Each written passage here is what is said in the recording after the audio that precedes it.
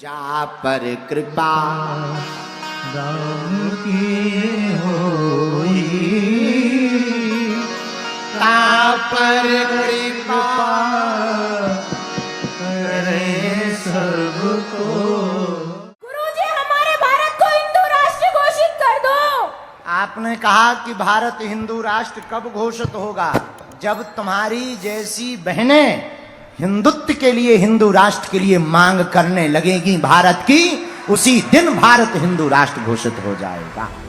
बागेश्वर धाम के पीठाधीश्वर धीरेंद्र शास्त्री जी के सामने अक्सर उनके भक्त ऐसे सवाल पूछते हैं। खुद बाबा जी भी कई बार भारत को हिंदू राष्ट्र घोषित करने की मांग कर चुके हैं, लेकिन बाबा जी ने छतरपुर के गढ़ा में वो कर दिया जो वर्षों से राजनीतिक पार्टियां नहीं कर पाई। बाबा जी ने गढ़ा में बागेश्वर धाम हिंदू ग्राम की आधारशिला रखी।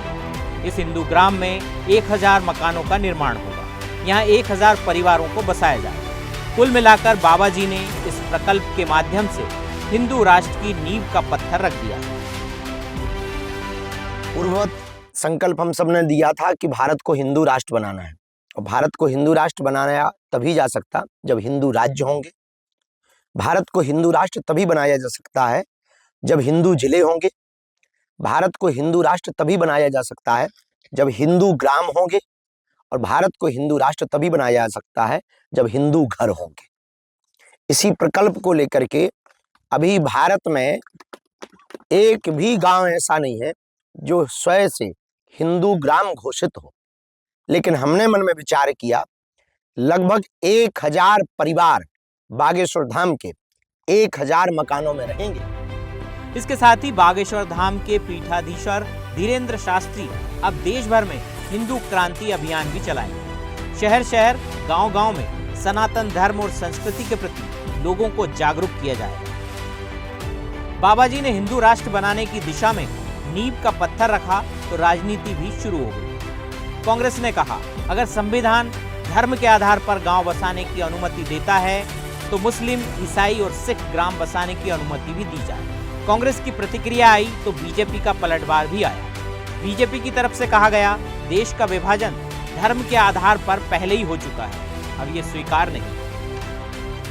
अगर इस मध्य प्रदेश में पहली बार ऐसा विभाजनकारी कदम उठाया जा रहा है जिसमें एक समुदाय विशेष के गांव बसाने के लिए आधारशिला रखी जा रही है, तो क्या यह संविधान सम्मत है?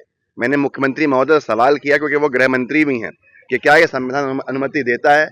अगर संविधान अनुमति देता है इस तरह के काम की, तो फिर मुझे भी अनुमति मिले कि मैं भी ईसाई, सिख और मुस्लिम गांव बसाऊं और उनके मैं प्लॉट करूं और उनके अंदर लोगों को लेकर आऊं। व्यापारिक दृष्टिकोण से बहुत अच्छी बात होगी ये, लेकिन क्या ये सही है इस प्रदेश के लिए?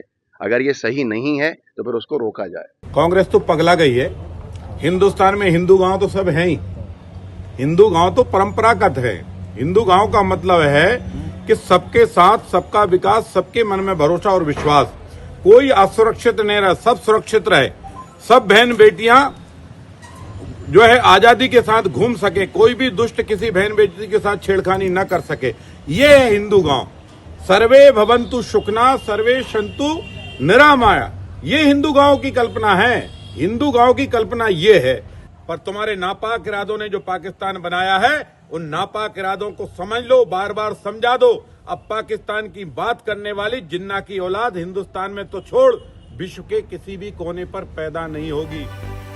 संविधान में निहित अधिकार अपनी जगह है, राजनीति भी अपनी जगह है, लेकिन जिस देश की 80% आबादी एक ही तरह की जीवन शैली का पालन करती है, जिस देश की सबसे प्राचीन संस्कृति हो, उस देश के नागरिकों को अपनी संस्कृति पर गर्व करने का अधिकार नहीं मिलना चाहिए।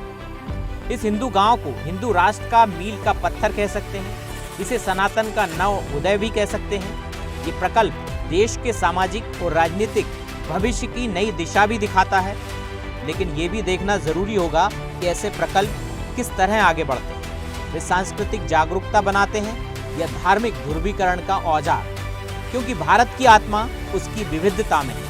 यदि ये पहल सनातन धर्म की सांस्कृतिक विरासत को संजोने के साथ साथ दूसरों की स्वतंत्रता, अस्तित्व का सम्मान करती है, तो ये नया अध्याय बेहद सकारात्मक दिशा में जाएगा, वरना ये सामाजिक संतुलन को बिगाड़ने वाला प्रयोग भी साबित हो सकता है। स्वदेश न्यूज के लिए विजय नंदन की रिपोर्ट।